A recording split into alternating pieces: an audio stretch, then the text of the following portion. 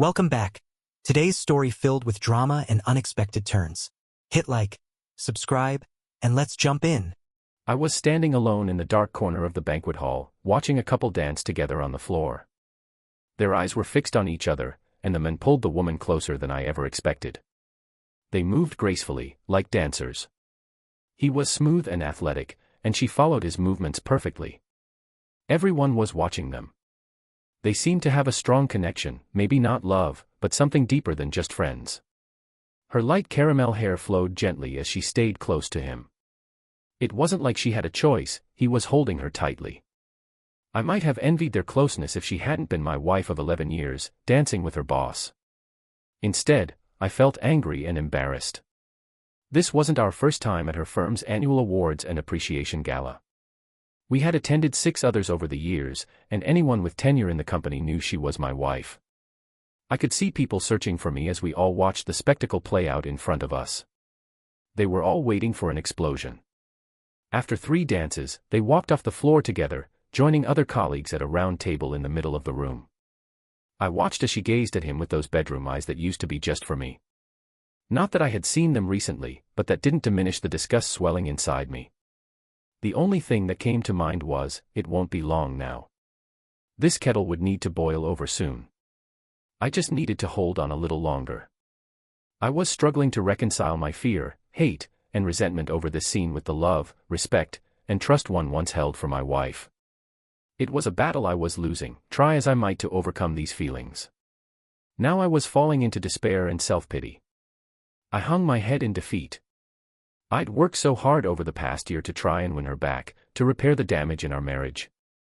I had scheduled date nights, picked up household chores, turned off the TV, and tried to start conversations, only to have her walk away.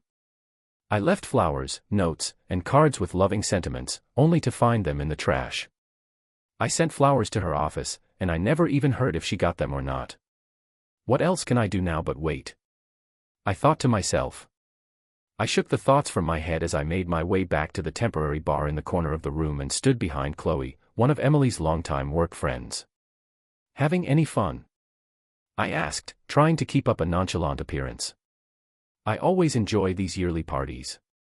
"Thomas loves the free booze," she answered. I smiled with a nod, raising my empty glass. "Me too."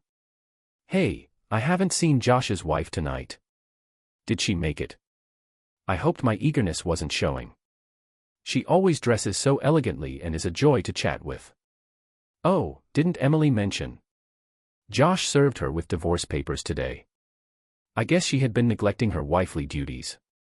I'd caught Chloe at just the right stage of drunkenness, so she didn't give much thought to the words coming out of her mouth. "No, I guess not. Being a Friday night and all, we came here right after I got home from work, and we haven't had a chance to gossip." I covered my bases with a direct lie. We had taken the afternoon off to go home and prepare for the evening. She'd had plenty of time to mention it but chose not to. I refilled my rum and soda, retrieved a glass of white wine for Emily, and headed over to the table where she and Josh were standing. Neither saw me approach, they were too engrossed in each other. "Lace, I got you a glass of wine." I extended the glass toward her. She jumped a little as I spoke. "Oh. You startled me," she squeaked and accepted the glass. "Thank you, hon." The others around us grew more uncomfortable the longer we all stood there. Most found something remarkably interesting in the stained tablecloth or across the room and wouldn't look directly at me. Others stared, probably wondering what I was thinking and how blind I could be.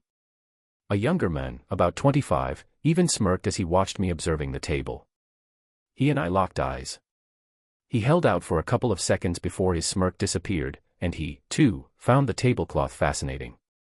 It was approaching 12:30 a.m., and many guests had already left the hotel's ballroom, heading home. But I could tell Emily wasn't ready to part from her dance partner. "We should probably head home, Lace. I still have to take the babysitter home, and we promised her we wouldn't be out past 1 tonight," I mentioned, aware that I was interrupting her time with Josh. "Yeah, okay. Guess we have to go." She smiled. There was visible relief from those around us that the awkwardness was nearly over. "Josh, good to see you." I reached my hand out, and we shook. He was a powerful man and demonstrated it by tightening his grip. He had 2 inches on my 5 feet 11 inches frame, but I outweighed him by about 10 pounds, with a small pouch around my gut. I applied a little more pressure than normal, looking straight into his eyes and seeing the deception and smugness reflected there. He finally dropped the shake. "Good night," I waved at the others as we made our way out of the room toward the car. We didn't speak on the ride home, though she had a smile that made her look radiant. Once we were home, Emily went to check on Sophia, our 9-year-old daughter, as I paid Laura, the sitter, and took her home. Upon my return, I found Emily already in bed, asleep. I checked on Sophia, used the bathroom, and went to sleep in the guest room. I knew there was no chance of intimacy that night. I could hardly remember the last time we were together. My eyes closed with my last view being the ceiling as I fell into a fitful sleep, running through my internal checklist for tomorrow. I was up early Saturday morning. Sophia was already in the family room watching her cartoons, and I gave her a little wave as I stopped in the doorway. "Have you had breakfast yet?" "Yep," she said, waving her milk-drenched spoon in the air, causing a few drops to land on the carpet. "Okay, be quiet, Mom's still asleep, and I have work to do in my office." "Okay, Dad," she said, a little too loudly. I chuckled.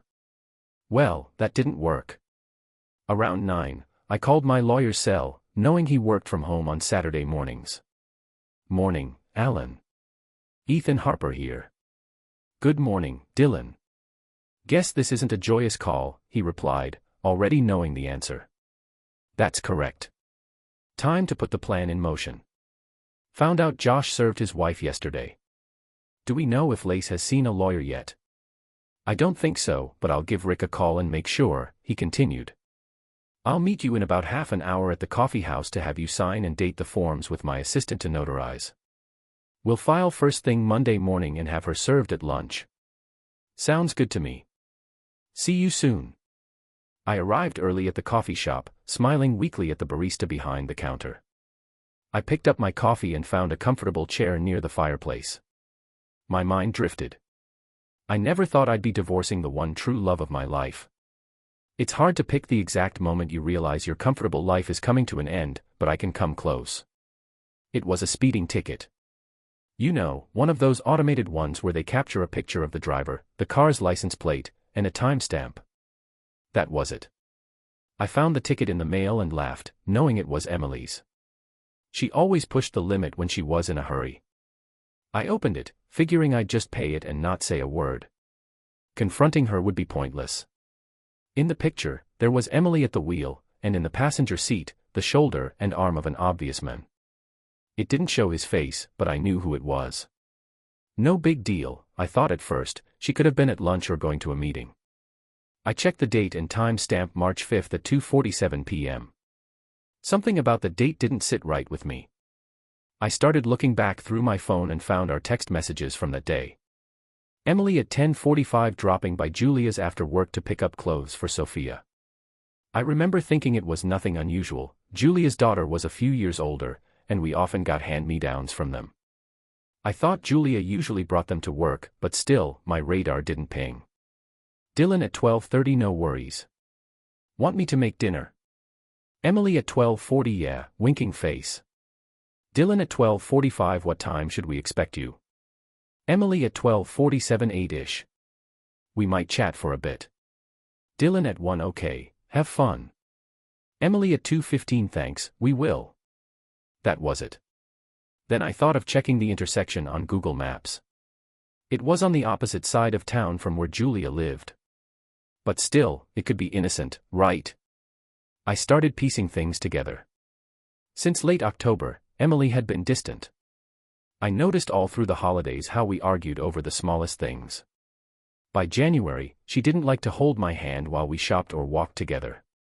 Our general conversations became limited to work or Sophia. We didn't talk about our dreams anymore, didn't discuss family vacations or our future.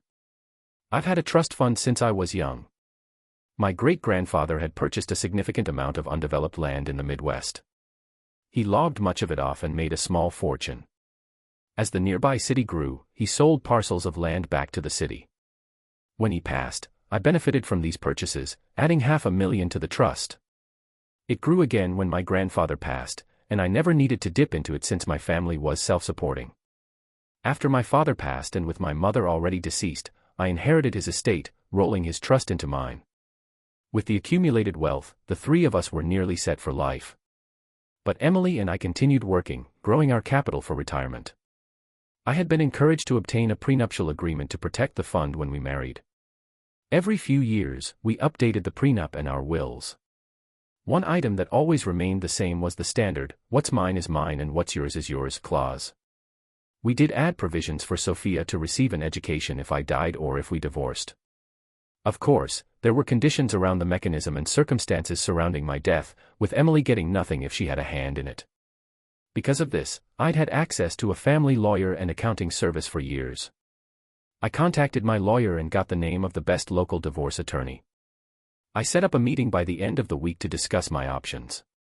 Since we had a solid prenup, he wasn't worried about financial issues. I explained that I wasn't ready to take drastic actions yet but wanted to know my next steps. "Well, Dylan, we could have a private investigator look into what's going on and see if there's anything to worry about. Unfortunately, all my investigators are busy right now. It'll be a few weeks before they could invest any time in your case," Alan explained. "I really don't want to wait. I'm already losing sleep over this. Are there any other options?" I asked. "Well, there's one. He's an independent investigator. Few really trust him, though. We call him Mason the Sleuth," Alan continued. "He's an ex-cop who retired due to a history of complaints and some questionable activities. He could get started right away, but I don't know if I'd recommend a lasting relationship with him." "Why do you call him the Sleuth?" I asked, laughing. "I want things legal, so if we do find something, we'll be on solid ground if we have to move forward." "Totally legal," Alan replied. "He has a reputation for getting information, such as detailed pictures and videos, along with emails and phone conversations that, let's just say, walk a fine line of being admissible in court. But I'm told what he finds is solid proof of infidelity, one way or another." "Okay, as long as he's legal. We could always pay him off and switch to a more reputable investigator in a couple of weeks." I paused. "Do you think he could start today?" "I'll give him a call and find out. I'll be your contact here at the office. I'll let you know later today." "Sounds good. Thanks." I filled out a bunch of documents for both the lawyer and the investigator, connected him with my accountant, and left a retainer for my personal account. Emily didn't have access to it, so she wouldn't know what I was up to. I didn't want to startle her, especially if I was wrong and it was just a rough patch in our marriage. While all this was going on, I decided to try to repair my relationship with my wife. My life experience told me that people don't just change and do uncharacteristic things unless there's a catalyst. Since I didn't know what that catalyst was for my wife and didn't know if we were past the point of no return, I decided to make sure I was doing my part as a husband. I picked up my game and did my best to make her feel loved and valued as an equal partner in our relationship. I doted on her, making it my goal to be the husband her friends would envy. At every turn, I was rebuffed. It became clear that we had already passed the point of no return. One Thursday afternoon, I was invited back to Alan's office to receive what Mason, the sleuth, had found. I was shown hours of footage of them dating, sleeping together, and playing the happy couple. There were photos, phone call recordings, and both of their personal email messages. I was both impressed and disgusted with Mason's work, but agreed that his nickname was well earned. I sat there, devastated. I never imagined that she would have an affair with Ryan Mason. I could see how she might be attracted to Josh. He was tall, handsome, and well-built. He was cultured and rising in both his career and personal life. He had taken over Emily's department about a year ago, and as his personal assistant, Emily worked closely with him. It gave him endless time to work his way into her life. Josh had been a college baseball star, and the only thing that kept him from going pro was a shoulder injury in his senior year. Who wouldn't be impressed with a guy like that? I just never thought Emily would let him come between us. The weight of it all hit me, and I felt like I was going to pass out. My chest tightened, my vision blurred, and I had to put my head between my knees and focus on my breathing. In and out until my head cleared. The feeling of loss and emptiness is hard to describe. I'd just lost my best friend, my confidant, my lover, and the mother of my child. At that moment, I couldn't see a way out of this. And then, Mason piled on more. He played a recording from the day before, which was why he'd asked to meet with me that afternoon. "Emily, do you love me?" I heard the excitement in her voice. "Josh, yes, my love. You're the most perfect woman. I love you, and I want us to be a family." "Emily, you mean you, me, and Sophia?" "Josh, of course." "Emily, what about Dylan and Monica?" "Josh, we'll divorce them. You'll get Sophia, and we'll live as a happy family." There was a pause. I assumed Emily was absorbing what he'd just said. "You do love me, don't you, Emily?" "Yes, of course I do. I never gave much thought to leaving Dylan, is all." "Josh, well, give it some thought. He could never give you what I can. You'll be the belle of every event, part of high society, go places, and see things that Guy could never afford." I could hear the contempt in his voice and could imagine the expression on his face as he spoke. "Emily, it would kill him to lose Sophia. She's his whole world. Josh, I'll be 10 times the father that Guy ever could be. In a year, she won't even want to see him. Emily, why do you hate him so much? What has he done to you?" I heard a hint of concern in her voice. To be honest, I wanted to know the answer, too. "Josh, he doesn't deserve you, Lace. That guy has no ambition, no drive to be anything more than what he is today, a drone making someone else rich. Emily, you do know he's a district supervisor, right? He oversees 300 people, and his division has the highest production rates and the highest revenue per square foot of any in the company." I felt a small sense of pride that Emily knew this, even though I'd have preferred this conversation to happen anywhere but a hotel room. "Josh, he's weak, a guy without ambition or drive. He didn't even earn an MBA. He served his purpose, Lace. I can beat him in every area, any day of the week. Emily, Josh, don't ever think you're that much better than Dylan. He's no pushover, and you don't know about his younger days. He ran with a rough crowd and is good with his hands. He almost went down a bad path until he decided to go to college. That's why he didn't go straight to university after high school." She sounded like she was bragging now. "He's tougher and stronger than you give him credit for. Promise me you won't get physical with him. I wouldn't want either of you hurt, for Sophia's sake and mine. But, I'm not in love with him anymore. I wish I were, but you've replaced him as my love." She paused, as if she was thinking. "So, how would this work?" "When?" "Josh, will divorce them at the same time. I've got a few things to get in order before I serve Monica, but with her issues and the fact we haven't been intimate in a year, it shouldn't be a problem. I'll split everything 50-50. She won't contest it."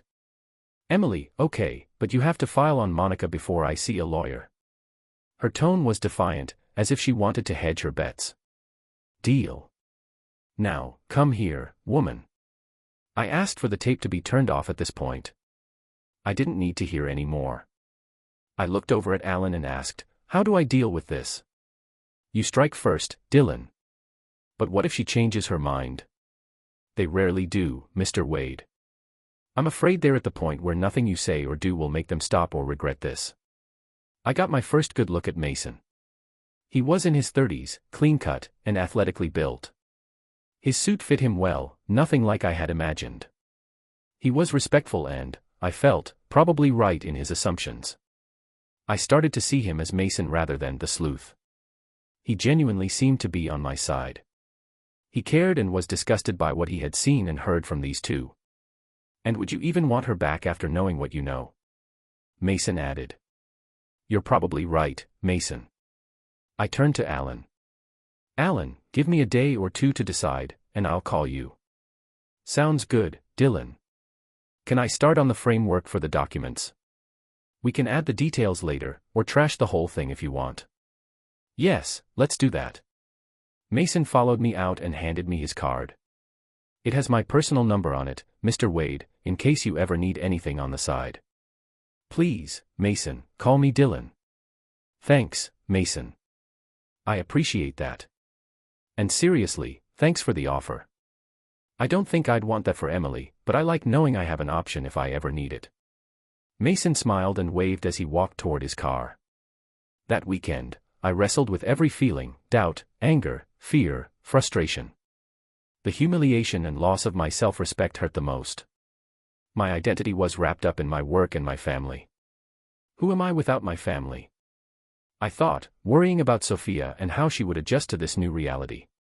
It made my blood boil to think of that arrogant guy, Josh, stepping in to raise my daughter. I even had flashes of him walking her down the aisle at her wedding. No matter how much I drank to drown my feelings, I didn't get any clarity until Sunday morning, sitting on the back deck nursing a brutal headache. I finally faced it. This was probably going to happen, no matter how hard I fought. I had already lost my wife. I saw the contempt in her eyes. I had already lost my family. Now, the only question was on whose terms I would lose everything. Then an old saying came to mind: lead, follow, or get out of the way. Well, I wasn't going to get out of the way, and I wasn't ready to follow those cheaters. So I had only one choice: lead.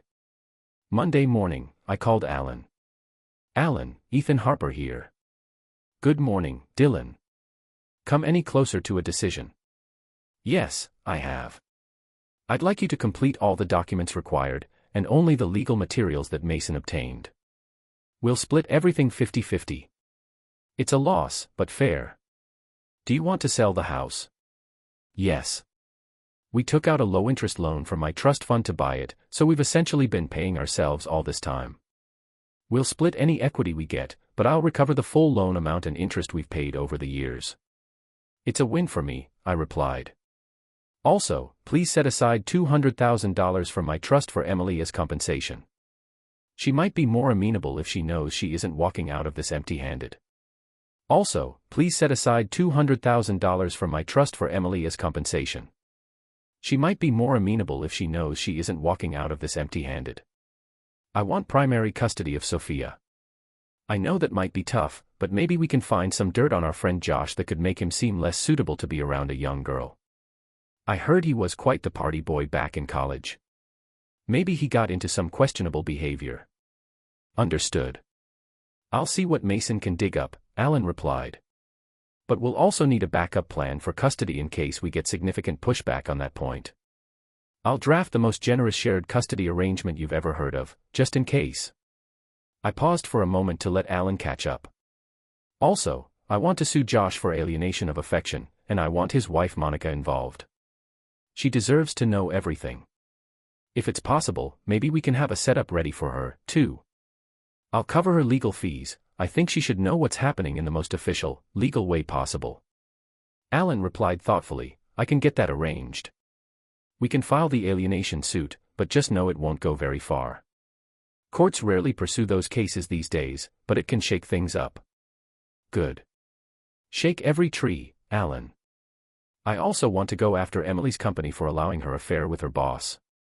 I'm pretty sure they don't have a morality clause in their handbook, but it's shady for any company to let this happen under their watch, especially given his position as her direct supervisor. Okay, Dylan. This is going to get expensive, and costs will only go up if anything is contested. We're talking about a lot of billable hours, Alan advised. I understand. It's only money, and at this point, I'm prepared to empty my trust if that's what it takes to make sure those two don't get more than they deserve. Like my dad used to say, if you get a lawyer involved, you're just negotiating how much it's going to cost. I've got the funds, so let's use them. Alan chuckled. Sounds like your dad was a smart man. You know, Dylan, with the prenup, you don't have to give her any of your trust money. It's bulletproof. I know, Alan, but I thought about it all weekend. I figure if I don't leave her destitute, she might be more willing to go along with the terms. Besides, she helped me build this life, so a little compensation feels fair. Maybe it'll also give her an edge over Josh if she ends up relying on him. But no way am I going to let him benefit from my hard work. I could feel the anger bubbling up as I spoke. Just thinking about Josh taking over the life that was supposed to be mine made my blood boil. I always considered myself fair, and I wanted to treat Emily fairly, even though she hadn't returned the favor. My solace was that someday, Sophia would understand why I made these decisions when she learned how our family fell apart. One last thing, Alan, don't file anything just yet. I want everything ready but undated and not notarized until I'm absolutely certain. I want to wait for Emily to make the first move. This will give me more time with Sophia in our family home. I know there will be a point where I'll need to pull the trigger, but I'd rather wait as long as I can. Got it. We'll leave everything undated, and I can have the documents ready to go whenever you're set. I work from home on Saturdays, so if things fall apart on the weekend, you can call me. I can have someone at the courthouse first thing Monday morning to file and serve her. Perfect. Thanks, Alan. That's the plan. We said our goodbyes, and I hung up. I then pulled out Mason's card and dialed his number. Mason, Ethan Harper here. How are you, Dylan? I'm good. Are you ready for some more sleuthing? Well, sort of. I want you to wait until I give you the go-ahead. Just have everything ready for when I need it. Understood. What are we talking about? Can we meet in person? Yeah, give me an hour, and I'll meet you at the cafe on Madison. Sounds good, he replied. I was already waiting when Mason pulled into the lot. He got himself a coffee and a snack, then sat down across from me. I want you to compile everything you have: photos, videos, recordings, everything. I want to get it to Monica Davis anonymously. Maybe an email. No problem. I know a guy who works the dark web, Mason replied. What about posting the videos to an adult site or sending the files to her family or co-workers? I shook my head, surprised at how far he was willing to go. No, that's too much. Emily will still need to live around here, and I wouldn't want her humiliated enough to leave town with Sophia. I still love her, even if she doesn't love me. I slipped an envelope with $6,000 in cash across the table. This should cover your start. Let me know if you need more. Mason thumbed the cash and looked up at me. $3,000 will get it done, he admitted. But I'll keep the extra for a retainer if that works. Good. Just remember to hold off until I call you. I want them caught off guard, and I have my reasons for letting them make the first move. Mason nodded and made some notes. Got it. Anything else? Yeah, Alan mentioned you'd look into Josh's college days. If there's anything I can use against him for custody reasons, I'd appreciate it. He nodded, making another note. Consider it done. We finished our coffees, then shook hands and parted ways.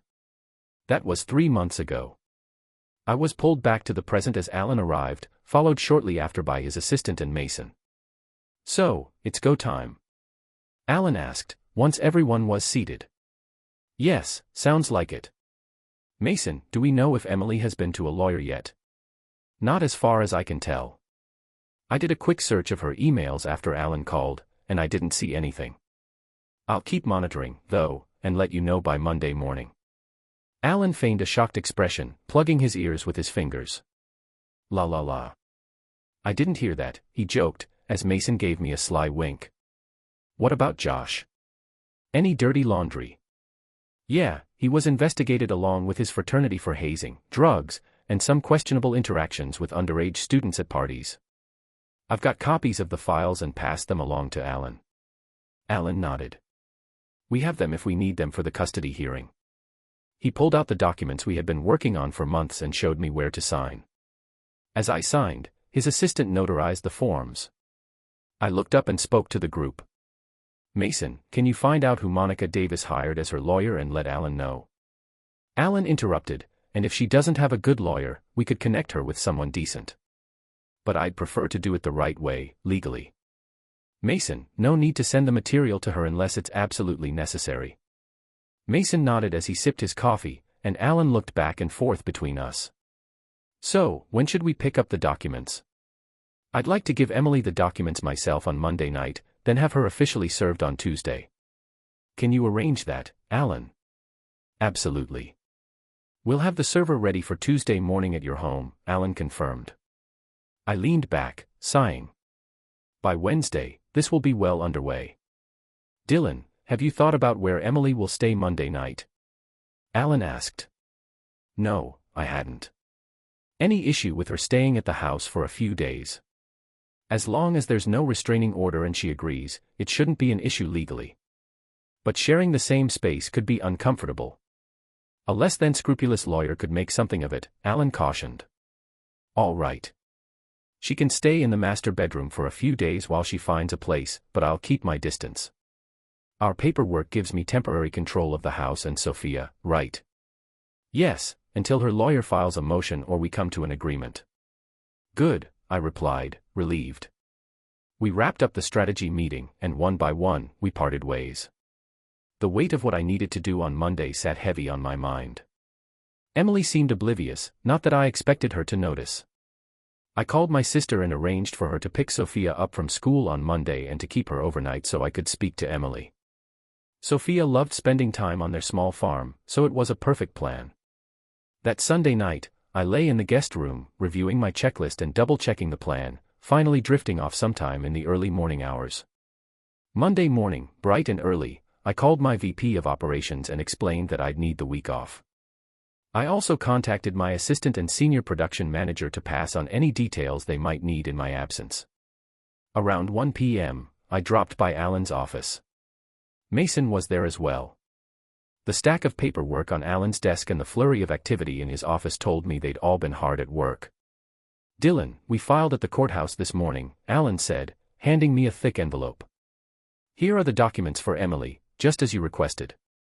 We've arranged for her to be officially served at your home around 9 a.m. tomorrow. Does that timing work for you?" "Yeah, that should be fine. I'm going to encourage her to take the rest of the week off. I'll call if anything changes." "Sounds good," Alan replied, pausing to gather his thoughts. Mason also tracked down Monica's lawyer, who seems capable. We've shared our files with him, and he's enthusiastic. It looks like he'll be suggesting a countersuit for adultery and aiming for more than a 50-50 split. He's promised to hold off until the morning to avoid preempting your talk with Emily. Perfect. Thanks, Alan. And thank you, Mason. Is there anything we've overlooked? I asked, a bit somberly. Well, Dylan, Emily has an appointment with a lawyer next week, according to her recent calls and emails, Mason said. And if there's any other assistance you need, he added with a knowing glance. Thanks, Mason. I appreciate it, but I think we're good for now. I'll call if anything changes. I hope I don't have to get any deeper into this than I already have. Leaving Alan's office, I sent Emily a quick message. Dylan at 2:15 p.m. Are you going to be home at a decent hour tonight? Emily at 2:32 p.m. Around 5:30. Why? What's up? Dylan at 2:35 p.m. Nothing. I was a little distracted this weekend and wanted to make it up to you tonight. Arranged for Sophia to stay with Aunt Olivia tonight and thought I'd bring home dinner. Any cravings? Emily at 2:40 p.m. How sweet, Chinese. Dylan at 2:45 p.m. Done. I'll have dinner ready by 5:30. I felt a strange guilt about setting her up this way, but I hoped she'd just think I was making an extra effort to be nice. Monday night arrived, and around 5:15, Emily came home, changed, and joined me at the table. I'd set out the food and poured 2 glasses of wine, sitting down as she came over. She took a long sip from her glass, and we exchanged small talk as we ate. She seemed oblivious to what was about to unfold. So, how does the rest of your week look? I asked, as our conversation wound down and we began picking at the remaining food. Pretty light. Did you want to plan something? She glanced at me with mild curiosity. No, but I thought you might want to take the week off after we talk. I kept my tone steady, trying to hide any emotion. Why would I do that? She asked, looking puzzled. I know, Lace, I said softly, setting an envelope on the table in front of her. She looked down at it, then back up at me, taking another sip of her wine. I know about you and Josh and that you're planning to file for divorce. She choked a little on her wine, giving me a blank stare as she tried to process what I'd just said. I could see her mind racing, searching for how I could possibly know this. What divorce? She stammered. The one you're meeting with a lawyer about next week, and the one Josh has already filed on Monica. I know you're in love with him and planning to take Sophia and leave me. I opened the envelope and slid some of the photos toward her. Her eyes widened as she picked them up, flipping through the pictures. Tears welled up in her eyes, and I could see her starting to hiccup the way she did when she got emotional. I'm so sorry, Dylan. I never meant for any of this to happen. I don't know what to say, she whispered, looking down at the table. I know, Lace. I've known for months. I've had time to make my peace with it, or as much as I can. I'm hurt beyond words. All I want to know is, did I do something that drove you to Josh? Oh, God, no, she exclaimed, finally looking me in the eyes before lowering her gaze again. You didn't do anything wrong. You were a great husband and father. I just fell for him. She looked so small, so ashamed, as she spoke. I felt a strange mix of relief and disappointment. Part of me wished I could have done something to prevent this, but I knew there was nothing I could do to change her feelings. I handed her the terms of the divorce. Here's the settlement I'm offering. I've already filed, so you don't have to unless you disagree with my terms. Here are the main points the prenup stands, so my trust is off the table. I'm suggesting we sell anything we don't want and split the rest 50-50, including the house. Since I filed first, I'm asking for primary custody of Sophia and minimal child support from you.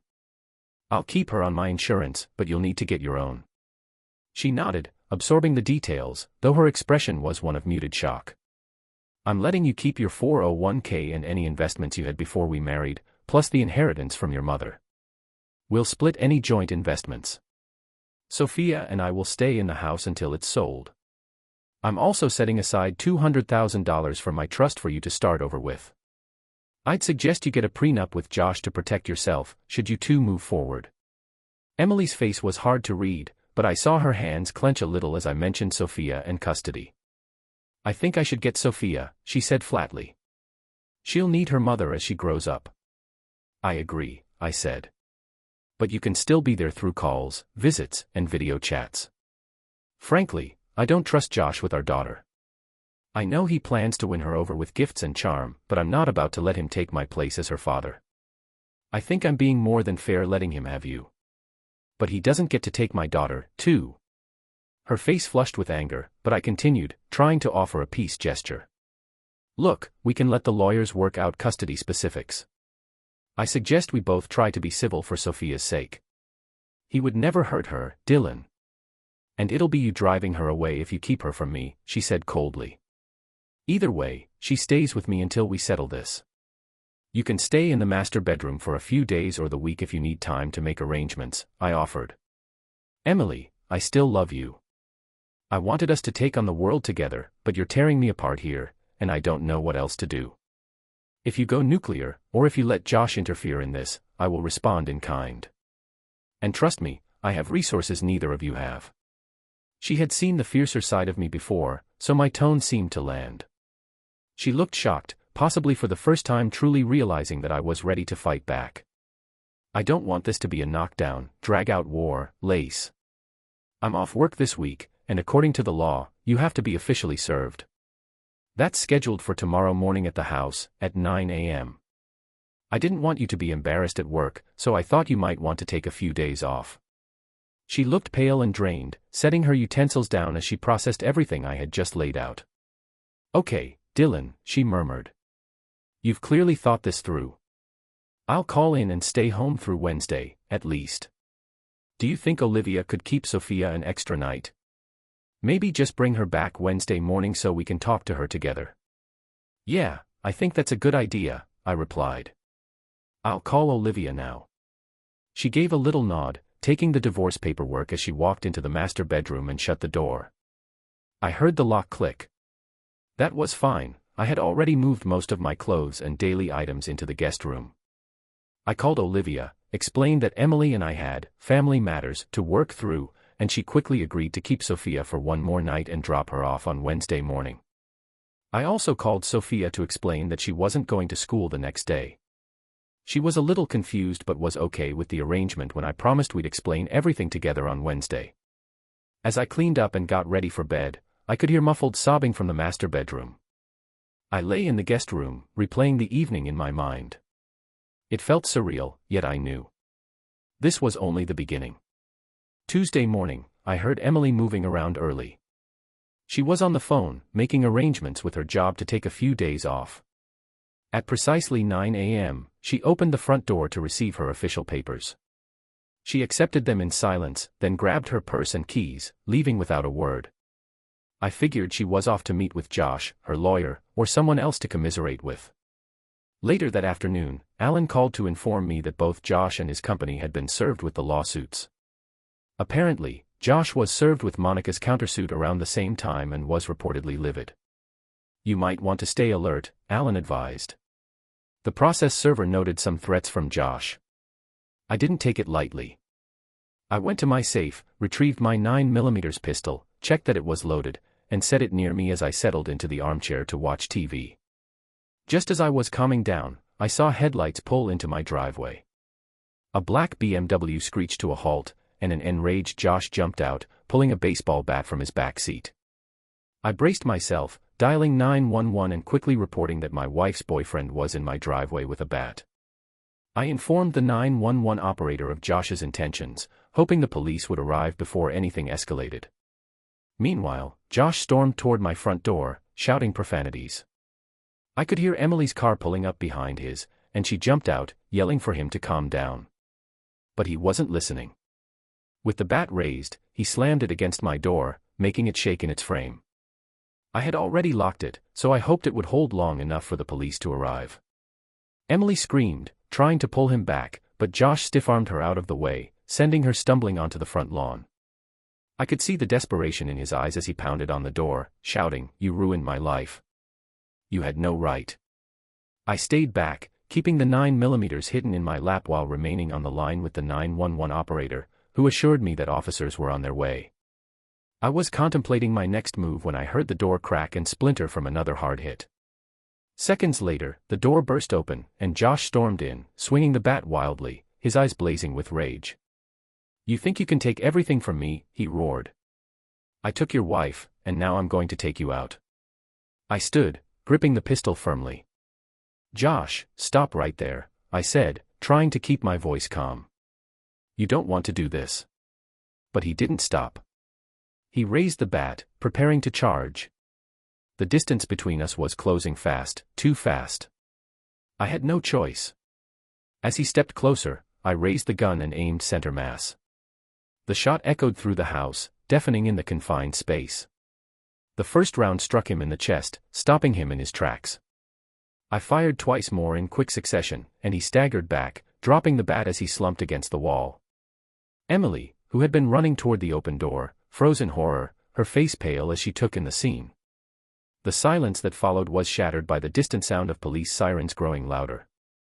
I set the gun down, hands raised, as officers stormed in seconds later, guns drawn and shouting commands.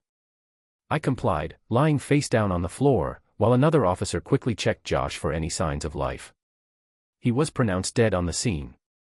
Emily was hysterical, screaming and crying as officers led her out of the house to question her separately. I was escorted to another room, where an officer read me my rights and took my statement. I recounted everything, the threats, the bat, and the desperate choice I'd had to make to defend myself. The police seemed to understand, and I was eventually released, though they informed me there would be a full investigation. The next several weeks were a whirlwind. Between police interviews, meetings with my lawyer, and constant media attention, it felt as though life was moving in slow motion. The news quickly picked up on the story, painting Josh's affair and subsequent breakdown as a scandal that shocked our small community. During this time, Emily moved out of our home. She stayed with friends, and though she attended the initial court hearings and completed our divorce proceedings, she seemed like a shadow of her former self. The reality of losing everything, her lover, her family, her stability, was settling in, and I could see the toll it was taking on her. She looked gaunt and broken, as though the weight of her decisions was finally bearing down on her. Once the investigation into Josh's death concluded, the authorities ruled it as self-defense, given the circumstances and the evidence of his violent behavior. Still, the incident left scars, both emotional and physical. I struggled to reconcile the fact that I had taken a life, even in self-defense. Sophia's future weighed heavily on my mind, knowing she'd one day learn about everything that had happened. Over the following months, Emily became a ghost in Sophia's life.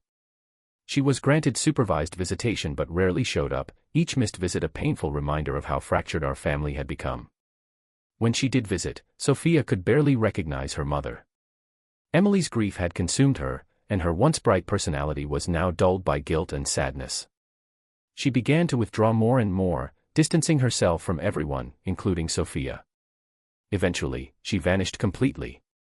She had no friends left to turn to, no family who wanted to reach out. Alan eventually returned the financial settlement to me, as Emily had never claimed it. I could only assume she had cut all ties, leaving our lives behind without any desire to look back. Sophia asked about her mother occasionally, but as time passed, she accepted that her mother was gone. After selling the house, Sophia and I bought a new home closer to her school. We worked to rebuild our lives, though the experience left scars that took years to heal. I sought counseling, not only for myself but also for Sophia. She struggled with abandonment issues and the trauma of everything she had overheard, but with time, she began to find her footing. We both did. 3 years later, when I was ready to consider dating again, I met a woman named Jo. She was understanding, patient, and kind, and though our relationship developed slowly, it eventually blossomed into something meaningful. Jo and her young daughter became part of our family, bringing a sense of stability and happiness that had been absent for so long. Life moved forward, though each milestone, Sophia's graduations, her achievements, was bittersweet, as she couldn't share them with her mother. I hired Mason a couple of times to try to locate Emily, just so Sophia could know the truth of what happened, but every lead ended in a dead end. The general belief was that she had either passed away quietly or was living somewhere far away, alone. Despite everything, we found a way to move on. We built new memories and created a new family that brought us the joy and peace I had once thought impossible. The entire experience taught me the importance of resilience, and though I still carry the weight of those painful years, I now know that healing is possible, even after the most devastating losses. Could you forgive after such betrayal? Share your thoughts in the comments, and don't forget to like and subscribe for more stories.